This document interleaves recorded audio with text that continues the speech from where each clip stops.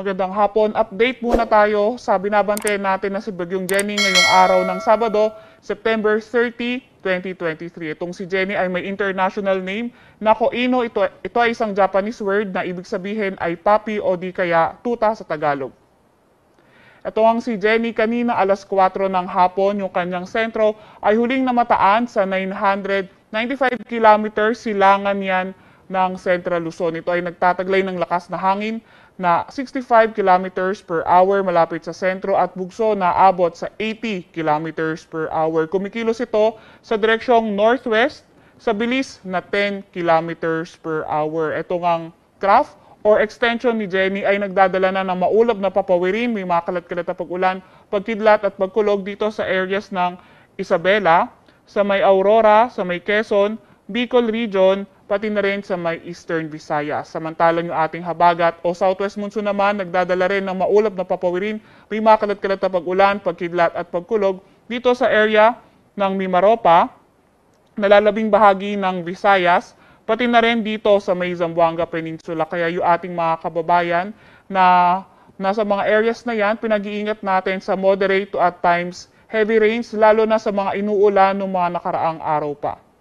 Para naman sa lagay ng panahon dito sa Metro Manila at nalalabing bahagi ng ating bansa, bagyang maulap hanggang sa maulap na papawirin, pero may mga tsansa pa rin tayo ng mga localized thunderstorms. Kaya ating mga Regional Services Division maglalabas ng rainfall advisory, heavy rainfall warning o di kaya thunderstorm advisory kung kinakailangan. Ito naman yung latest track nitong si Bagyong Jenny. So itong area na to, na yellow-orange area, ito yung may malalakas na hangin, at least 39 kilometers per hour na lakas ng hangin, and itong enclosed area na ito yung tinatawag nating area of probability o di kaya cone of probability. So anywhere within this area pwedeng pumatak or mapunta yung sentro nitong si Jenny. Ito nga inaasahan natin, yung pagkilos ni Jenny ay northwest hanggang Monday, and by tomorrow posibleng lumakas ito at maging isang severe tropical storm, and then posible naman maging typhoon category siya pagdating ng late Monday o hindi kaya by Tuesday.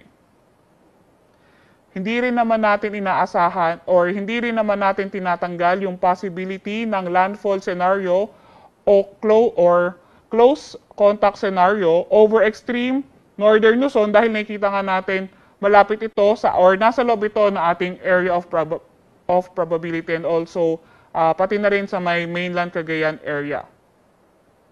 Ano ba inaasahan natin with regards sa mga malalakas na pag-ulan? So by Tuesday or Wednesday, inaasahan nga natin Batanes and Babuyan Island, posible yung mga malalakas na pag-ulan, at itong si Jenny ay na-enhance o napag-iibayo nga nito yung ating habagat o southwest monsoon.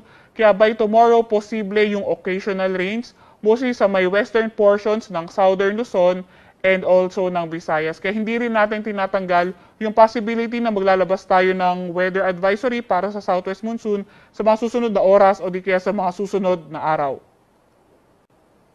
At yan muna ang latest mula sa Weather Forecasting Center ng Pag-asa. Veronica Torres, nag-ulat.